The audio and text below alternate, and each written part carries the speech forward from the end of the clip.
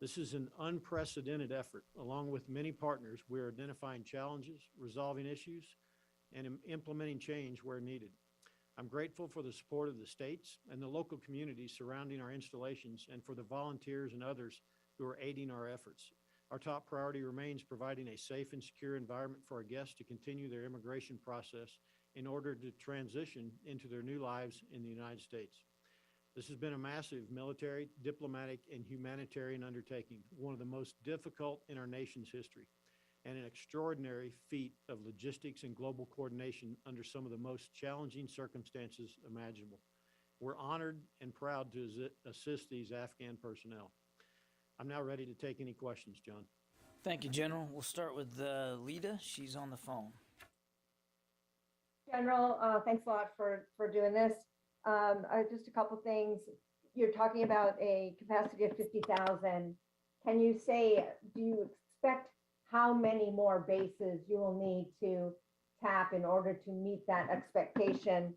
And secondly, can you just give us your thoughts and what you've seen on security challenges, any violence, any security vetting issues that you've seen or heard about at any of the camps? Have there been any problems of that regard?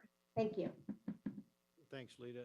As far as bases, we currently have 8 task forces at 8 different locations, ready to expand if needed. At this time, I do not anticipate needing any additional bases to reach the capacity we need of at least 50,000. As far as security, I'm not aware of any incidents that have made it to my level on the task forces. I believe that's the question that you're asking.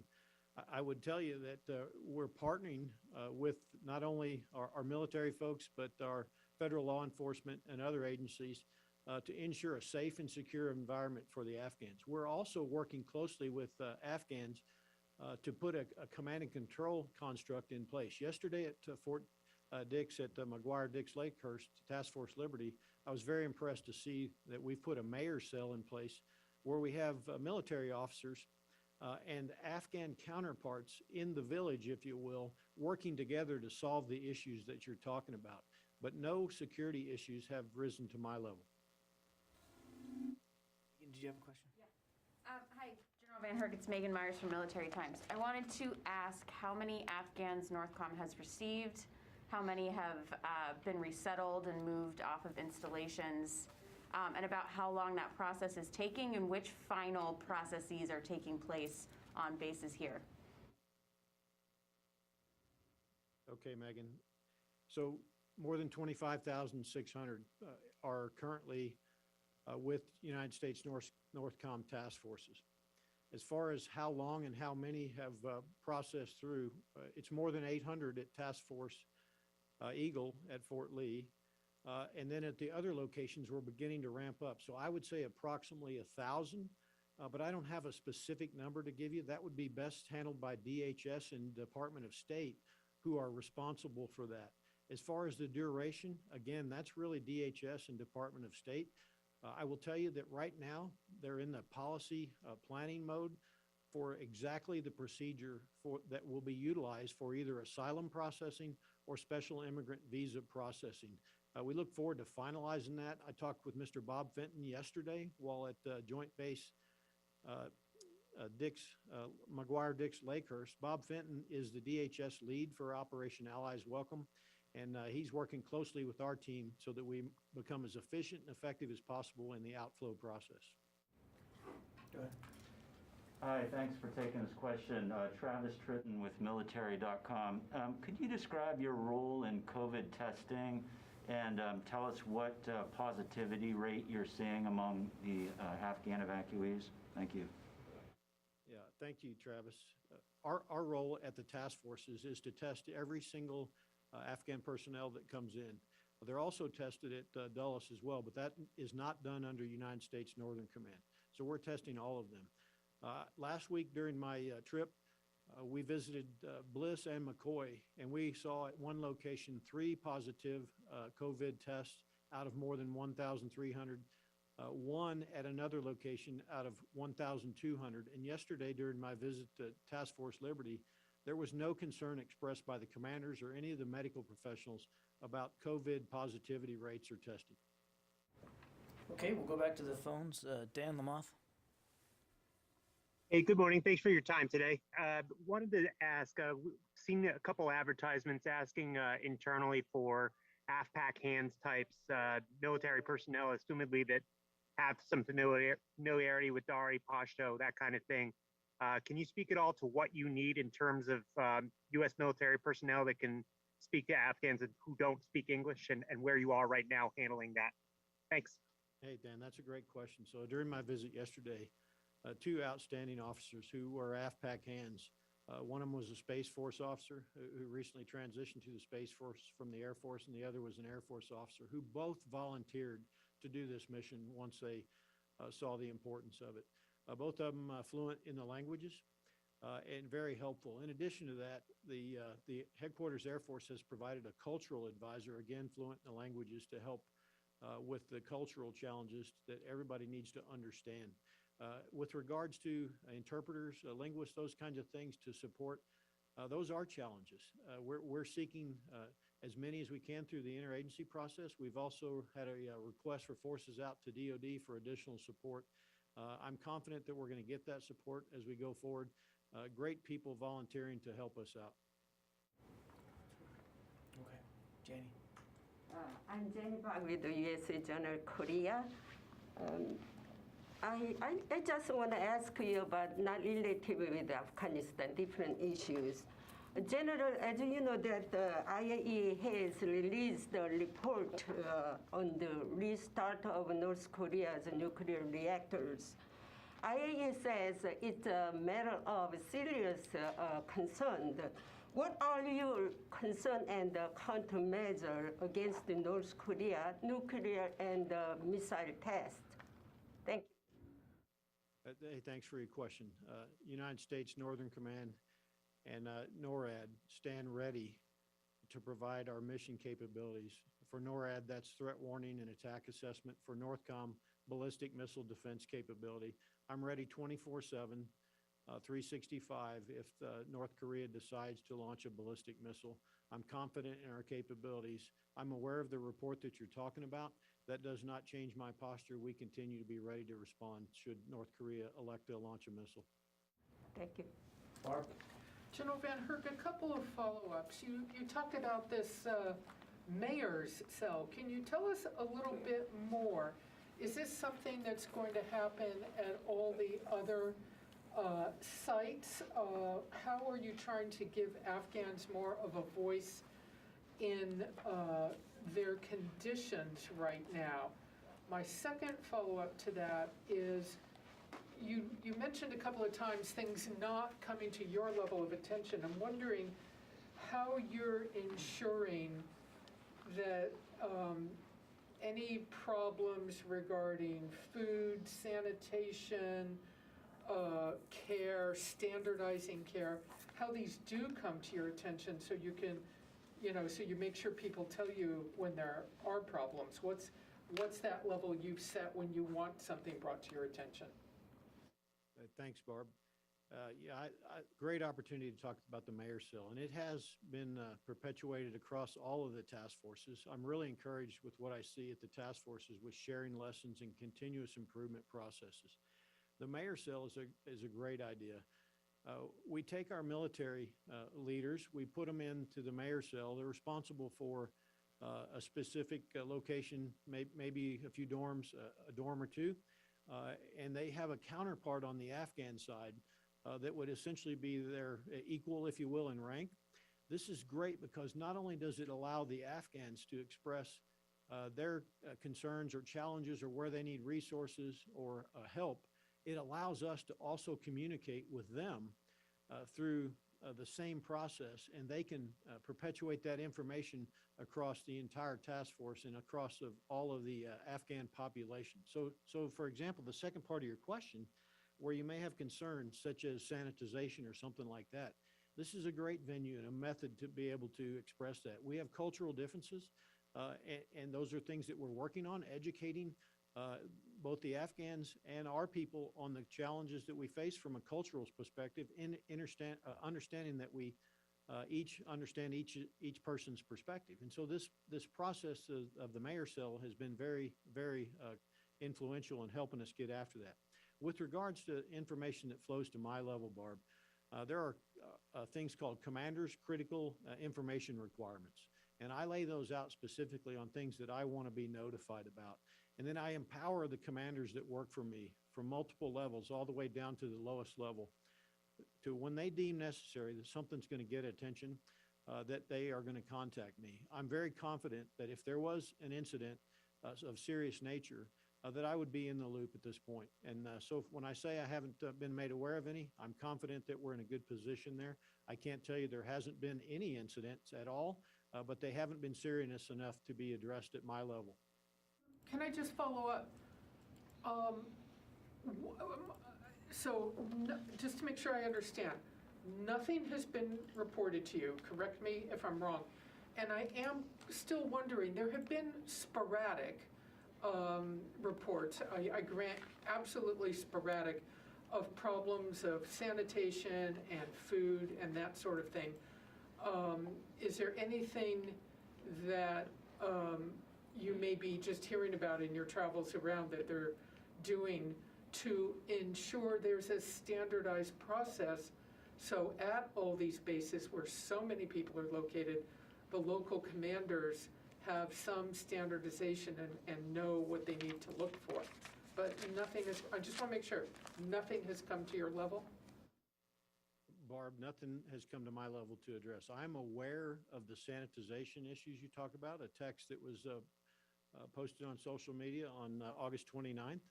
I believe that text was referring to some conditions at Donna Anna at Fort Bliss, Task Force Bliss. The reason I became aware was through that text process that allowed me to become aware. The mayor cell process that we were just talking about has been influential in helping educate and understand the expectations for our visitors, helping understand for our contractors who provide a lot of the sanitization support as well. And so we continue to improve. Now, Barb, I would tell you, I'm building 8 small cities, okay? We're gonna have challenges, just like you do across the nation in various locations. And so I'm comfortable and confident that we have processes in place to continue to address any of these challenges moving forward. And so I look forward to showing you at some point in the future when we can. I think you'll be incredibly impressed with what we're doing. Sylvie? Hello, General Sylvie Lantom from AFP. We heard reports about children separated from their families during the evacuation. Do you have any case of children traveling alone, and how do you deal with them? Thank you. Great question. So we've had a couple of unaccompanied children arrive at our task forces. They're immediately identified, and Health and Human Services is the lead agency to take responsibility for any unaccompanied children. In each case, they have quickly adapted and take responsibility for those children. Each of their personnel are certified, trained, very experienced to handle these cases. We do not retain responsibility for those, but we do identify them and pass them on to Health and Human Services. Where do they go? I would defer to Health and Human Services for that. Health and Human Services, I believe, has facilities in Washington, D.C., near Dulles, where they're currently housing any unaccompanied children. What I've seen is they're incredibly fast in trying to work to identify where the families are and get them reunited with their families. Do you have a number? I do not. Health and Human Services is the POC, and I'd refer you to them. Let me get back to the phones. Jack Detch, Foreign Policy. Hey, thanks for doing this, General. I'm curious if you have an outlay or a ballpark figure of how much it's going to cost to house Afghan refugees at U.S. bases. Thanks. I don't have that figure. I would refer you to the for DoD purposes to OSD and the comptroller, but more broadly, probably to the lead federal agency. Apologize, I don't have that data. Okay, no problem. John, if you could take that, that'd be great. Jack, I will take it. I suspect that we don't have a firm estimate right now, as we are really just in the middle of this operation. But Jack, that's a fair question. We'll see what kind of context in terms of costs we can get to you. Thanks. Yes, ma'am. General, I'm wondering if Christina Anderson, AWPS News, I'm wondering if you have at this early stage demographics among the task force groups, these tiny cities, and in particular about children with schools starting here in the U.S. What kinds of organizational things are happening to try to make sure that children continue their education, and anyone who's ready for university is able to kind of plug into that? Thank you. Thanks, Christina. First, I'll have to defer you to the lead for that as far as demographics. I think I talked a little bit about that last time. We're seeing close to 50-50 male-female with a large percentage of children, but I don't have the specifics. As far as education, again, DoD is not the lead there. I would defer you to the State Department, Health and Human Services, and the lead federal agency for that information. What I will tell you, it was incredibly heartwarming yesterday during my visit to Task Force Liberty. We were walking through the village. There's hundreds of kids out. They have coloring books, they have toys, they're with their families, they're with their friends. They're playing, hundreds of them playing soccer, and I even got to watch a congressman play hopscotch with a young female Afghan person that was there, and her heart was warmed, and she smiled continuously. So it's not like they're not doing anything. They're staying incredibly busy. Thank you. Louis. General, it's Louis Martinez with ABC News. It seems like the population has quadrupled since you were with us last week in terms of the people that you had at these facilities. And I know that at Fort Lee, it was initially for people who were in the SIV pipeline, so they were going through rather quickly. Are the majority now of these individuals who are in your camps, are they SIVs? And if they're not, how much time do you anticipate that they'll spend there if there's a certain process that's involved in terms of not being days, but maybe weeks or months? Hey, thanks, Louis. You're right. Lee was primarily an SIV event, and today the vast majority of the Afghan population at Lee are in the SIV process. As far as the total number, I don't have a specific. I'd have to defer you to DHS and State Department of exactly the breakout between SIV and other asylum seekers, but I would venture, I'm speculating a little bit, that the vast majority are not SIVs at this time. They're asylum seekers that will be determined how we're going to work them through the process by DHS as the lead federal agency. And if I could follow up, sir, does that mean that they will remain at those facilities until they get asylum? Or like the other individuals in the SIV pipeline, do they get transferred out to NGOs that then find housing for them? Louis, what I expect in talking with Mr. Bob Fenton yesterday, and they're currently working through the process for how we're going to onward move them, is that each of them will, at a minimum, go through the medical screening, COVID vaccination. That's a requirement now for parole. Parole being a term that the state uses when you release them into the United States as part of the either special immigrant process or DHS as part of an asylum process. For the duration, that really depends on the capacity we're going to have at each location and the policy decision that is currently being made right now on what the processing is going to look like. That does not mean they'll be on DoD installations until they complete that process. Once they go through their screening, once the policy is decided, then they may be released likely to our country and go through the asylum process as guests of our country until they get their either U.S. citizenship, green card, et cetera.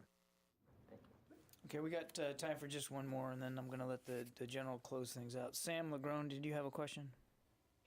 Yeah, hi. General, thanks for being here. Can we get an update on the relief operations in Haiti and how those are going and what the U.S. participation is at the moment? Hey, Sam, I'll have to defer to Admiral Fowler at Southcom. That's in his AOR. Maybe John Kirby has more, but that's not something I'm responsible for. Yeah, Sam, we'll get you something. I don't have an update ready for today on that, but we'll get you something. One last one. Go ahead, Barb. John, can I have a quick follow-up to Louis? So what have you been told, what's your planning factor, if you will, on how long you have to have these military bases prepared and ready, capable to house Afghans? Because given what you're doing, you would have, somebody would have given you, some kind of planning scenario, be ready for as long as. And when you talked about these locations as villages, are families given separate housing? Are they together as a family, or are families in larger dormitories? How is the housing working also for single females and single males? Thanks, Barb. Great question. Let me answer that last portion first. So single males will have single male housing and living facilities. They will not be intermixed with children and the families. Families do have separated areas where we try to put the families together. So some of these areas that are open, what we do is we put temporary walls up to give privacy in accordance with their culture for the families. And single females as well will be allowed the opportunity to have single female housing for them as well. The first part of your question, Barb, let me make sure I understood that one. Can you go back to that? Just to follow up on what Louis was asking, what have somebody would have said to you or the military as you construct these base locations to be prepared to conduct this mission for as long as, and what would that have been? What planning guidance have you been given, even if it's more or less? What's the guidance you have on how long to be prepared to conduct this mission? Barb, we're prepared to conduct the mission until completion, which will be determined by DHS as far as the processing. I would defer to John Kirby if he has additional information that maybe OMB or another agency is planning for. But for me, I'm prepared to execute until told otherwise or mission complete. Okay, with that, General, sir, I appreciate your time today on a Friday. I'd like to turn it back over to you for any closing thoughts you might have, sir. Hey, thanks, John, and thanks to the press corps there. It's a great opportunity to share this story. I think there's some incredibly positive stories that can come out of the ongoing mission of Operation Allies Welcome, and I've been able to see those. It's a Herculean effort that started all the way in Afghanistan and is working its way all the way here to the United States of America. I can't tell you how impressed I really am with our joint force. Our soldiers, sailors, airmen, Marines, Guardians, Coast Guardsmen, partnered with the interagency and volunteers that are making this mission happen. The pride is simply amazing that I see when I go out and do this. And the smiles and the gratitude and the graciousness of our guests, you cannot overstate how much they appreciate what our teams are doing. The states, the local communities, the volunteers that are coming out, it's just amazing. And that's a story that we have to continue to tell. I will tell you the mission is not over. And for us, it's actually just beginning. Much to accomplish in the coming days and weeks. And we look forward to continuing to work with the Department of Homeland Security and the rest of the interagency to accomplish this mission. You know, I know that DOD and our interagency partners are up to this task. That's what we do in the department. That's what we do as Americans. And it's great to be part of this mission. Thank you very much. Thank you, General. Appreciate your time today. Okay, I do have a couple of things at the top here, and then I can stick around and take some questions if you have them. To piggyback onto the General's comments about wildfire support, with the continuing significant fires in the western United States, the Department of Defense is delivering requested personnel, equipment, and facilities to assist federal, state, and local partners as they fight these wildfires. One of the tools provided by the department is the Firefly System pilot program. It's a capability from the National Geospatial Intelligence Agency, NGA, Firefly provides imagery information from satellites, drones, ground sensors, and cameras, giving wildfire agencies the location and shape of probable fires. It assists with fire mapping and tactical decision support. Firefly offers regular updates up to 15-minute intervals on areas of fire growth and activity without cost or exposure of aircraft. Recognizing the continuing value of this pilot program, the department recently approved an extension of Firefly support through September of 2022. This extension will provide time for the National Interagency Fire Center, in consultation with the Department of Defense, to develop a viable long-term solution for future funding and operation of Firefly. Finally, I think you heard the Secretary mention the other day that he'll be going to the Gulf region here next week. We depart on Sunday, September 5th, to visit Qatar, Bahrain, Kuwait, and the Kingdom of Saudi Arabia. Throughout this trip, the Secretary will be meeting with regional partners and military leaders as well, U.S. military leaders as well, to thank them for their cooperation with the United States as we evacuated Americans, Afghans, and citizens from other nations from Afghanistan. He will, of course, reaffirm our strong defense relationships in the region and again thank them for their superb support. He'll have a chance to talk to U.S. service members and other government personnel, including our diplomat colleagues, to thank them for, again, the skill and professionalism with which they have conducted and continue to conduct this onward movement of people. So, with that, I can take some questions. Travis? John, I wanted to piggyback on the previous questions on what the general said about the length of time that they may be housing the Afghans.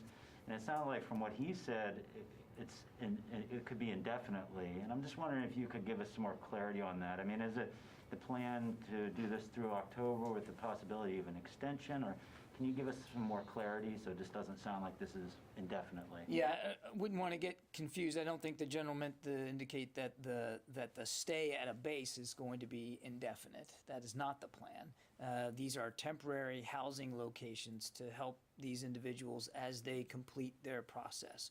And many of them, to Louis' question, are on different process timelines.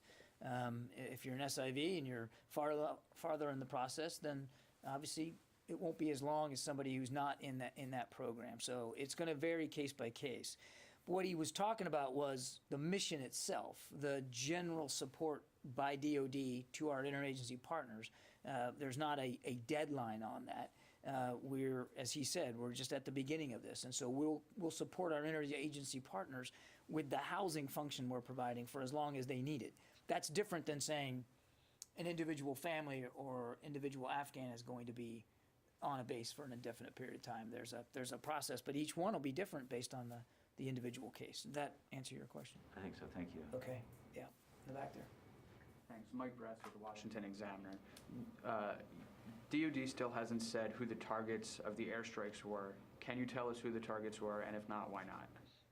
I don't believe we've refused to say who they are. We haven't given you names, but we absolutely had solid intelligence that this was ISIS individuals who were in the act of imminently carrying out a direct threat to the airport and to our people, and potentially to innocent lives outside the airport. The intelligence was very good, and we took the strike in as timely a fashion as we could to prevent this imminent threat. There's no question on the department's mind that it was a valid threat, valid target, and related to ISIS-K.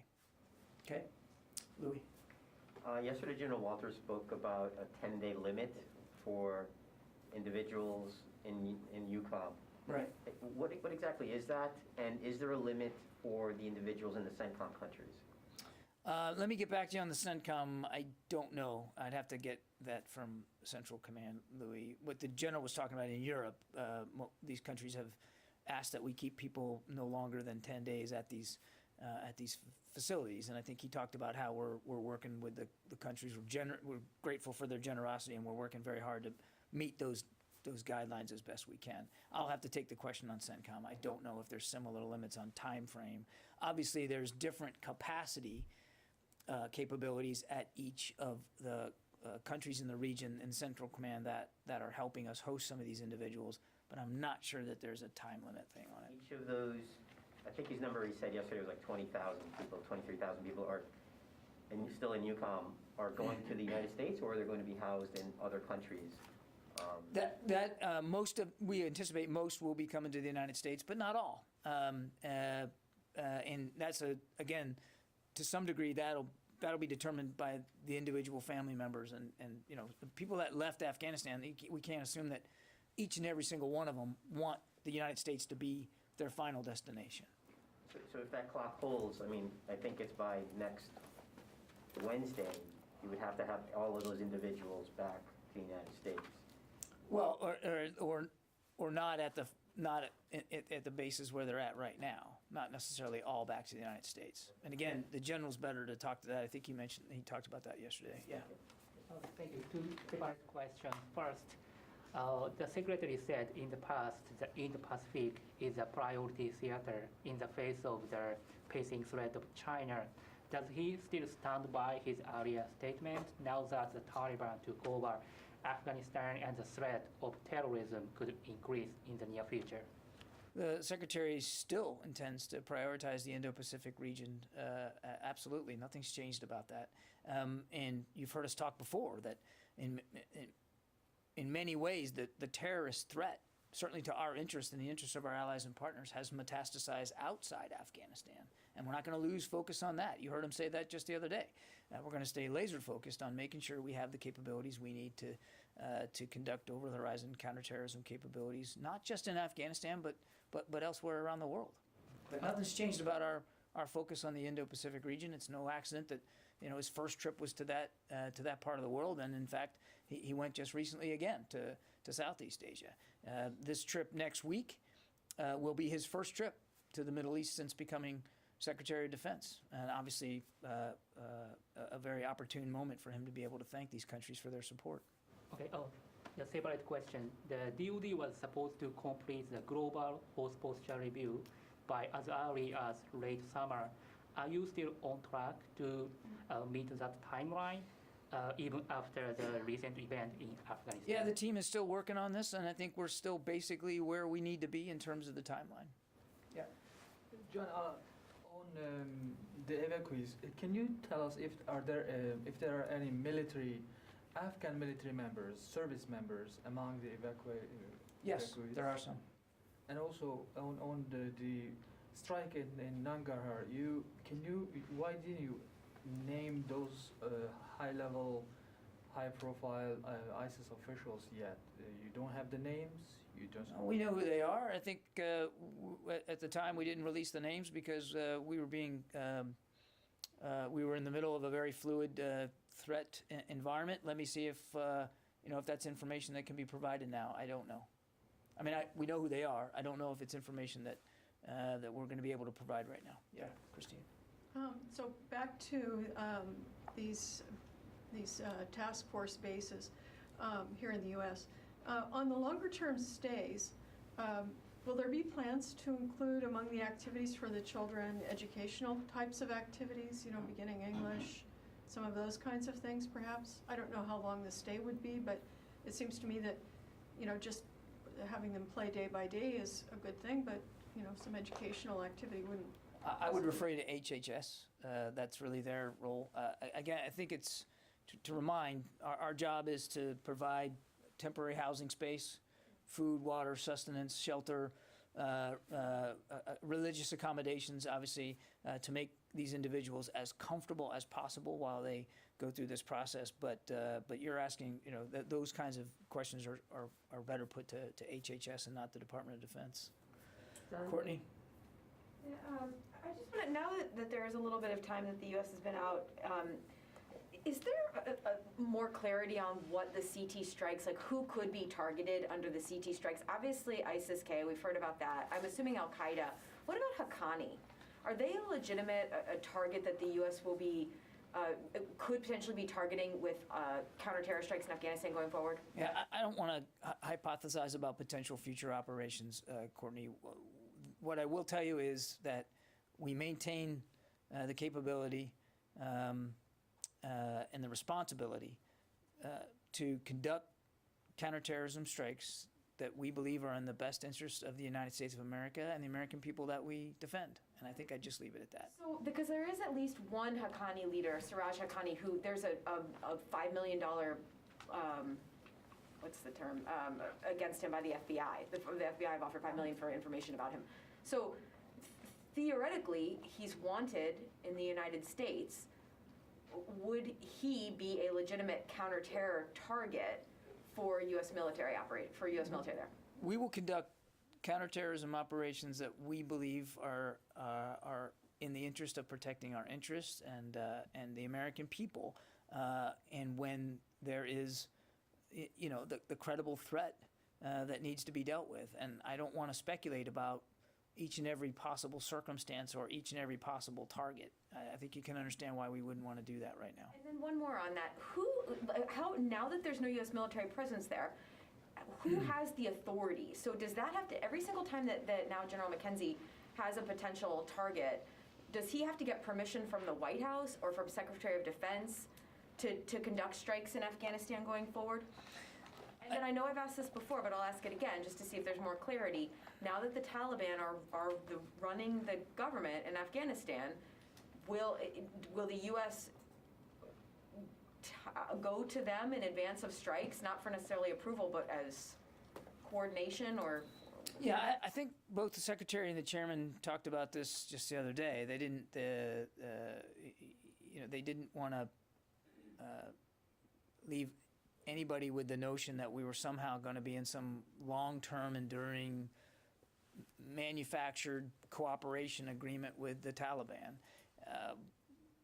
But to your last question, I mean, each case is going to be dealt with specifically to that case, and that includes, issues of authorities. Obviously, General McKenzie has authorities to conduct counterterrorism operations inside his area of responsibility, and we leave it to him and his good judgment to determine how much beyond his own authorities does he want to act or consult. But every case is going to be dealt with differently. So again, I think the Secretary and the Chairman laid it out pretty clear. We're not, nobody's trying to ink some sort of military cooperation agreement with the Taliban, but they wouldn't rule out that there might be occasions when there might need to be some informational component there with the Taliban going forward. I don't, we shouldn't get lost. Nothing should be lost about the fact that we have a robust over-the-horizon counterterrorism capability. We're going to try to make it more robust. We're still in discussions with partner nations about being able to make it more robust. And we're going to continue to explore options. Again, it's about defending our interests and our people and the American homeland, and making sure that places like Afghanistan can't become a place where that kind of a threat, like what happened on 9/11, can happen again. Barbara. I want to clarify something you just said to Courtney, please. I think I heard you correctly. You said you leave it to General McKenzie to decide when he needs to consult. Right. I know there is a fascination here about, no, Barb, wait, hang on just a second. There's fascination here over authorities. And the cases when a commander can do something on his or her own, or they have to float it up the chain of command. I am not going to get into a detailed discussion today about authorities for strikes that haven't happened yet, and for operations that aren't planned and aren't on the calendar yet. Hang on, please. The whole national security team is involved in monitoring the threat streams and the intelligence. And there is, in many cases, frequent dialogue across the chain of command about taking the appropriate action. And the interest in authorities is interesting. It's not necessarily relevant to the overall mission, which is to prevent our nation from being attacked again. So my question actually is, well, that's a very good explanation. My question is, you said, if I am repeating this accurately, it is up to General McKenzie to decide when he needs to consult. I'm wondering, given everything, maybe I just misunderstood you. there are processes and procedures. A 4-star wouldn't, in charge of operations in a particular part of the world, it wouldn't just be left up to him to decide whether he thinks he needs to tell the president or the White House or the secretary or the chairman. I'm not trying to ask about hypotheticals. I'm just trying to ask, is that really the case that General McKenzie gets to decide? Or did I misunderstand you? There will be, he has authorities, Barb, and there will be times when he'll be able to act on those authorities. There will be other occasions, potentially, where there'll need to be a broader discussion about the intelligence we're seeing and about the capabilities we can bring to bear to deal with that particular threat. And General McKenzie, I'll have to go back and look at exactly what I said, but General McKenzie understands how to do this, and as do all the other combatant commanders, quite frankly. It's not just Central Command. Other geographic combatant commands are dealing with terrorist threats in Africa and even in the Indo-Pacific. They understand the authorities that they have, and they also understand that even within those authorities, there might be times when a broader discussion is warranted. And I think, again, it's not a useful exercise to go through the authorities on each and every possible strike. What matters is that the American people know, A, we have the capability, and we're going to keep the capability, and we're going to try to make it more robust, and B, we're not going to lose sight on the threat going forward. And it's difficult for me on the 3rd of September to tell you exactly what that threat's going to look like in any part of the world on any particular day, except to say that our combatant commanders know the authorities they have, they know the responsibilities they have, and they will act accordingly. I think the reason that I'm glad that the combatant commanders know their authorities. I would be troubled if they didn't. But I think the reason that we're asking here is because now the situation has changed. There's been 20 years that we've been covering this war, and now the situation on the ground has changed. There's no military there, and it's not. And we're trying to understand, to inform our own reporting, how things going forward. I don't think we're asking you specifically, can you give us the date and time of each strike and who it's going to be targeting and where, but just more broadly, how this process is going to work going forward. And I think that kind of process stuff, call us wonky, it wouldn't be the worst thing this press corps has been called before, but I think that only informs our own reporting to understand how it's going to work. So if it's possible that anyone can explain that going forward, even in a broad sense. Courtney, again, I think maybe I failed. Perhaps I utterly failed here to try to explain it going forward. Not to your face. But I just don't think it's a useful exercise to talk about every authority process for every potential strike we're going to take. Just rest assured that our combatant commanders have the authorities they need. And if there's a need to have a broader discussion inside the national security team about a potential target, we'll do that. It is not uncommon that hasn't happened in the past, and I suspect that that'll happen in the future. But you're right, the situation is different. And that's exactly the point I guess I'm trying to make, is that because the situation is different, these will be taken almost on an individual basis. Yeah, sure. Could you talk a little bit about the urgency of the opportunity in a strike? Is that a factor in this too sometimes? Time and urgency is always a factor when you're getting ready to take a strike, particularly against a legitimate terrorist threat. Okay, I got to go. Yeah, go ahead.